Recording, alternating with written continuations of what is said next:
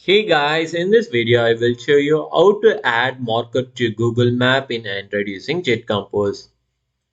If you want to plot something on your map, you can use marker composable function. Marker composable function has a couple of parameters. We will go through the most commonly used in this example. For example, state, title, snippet.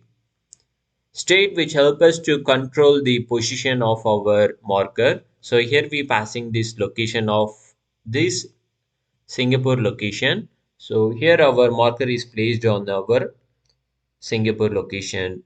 And here we using the draggable true which help us to drag marker one place to another like this. Not like this. Just control click this marker. You can adjust one place to another.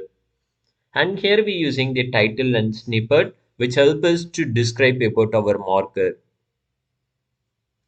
And here we using the icon which will be the default marker icon. You can change the color of this marker.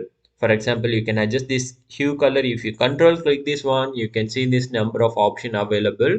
You can adjust this marker color.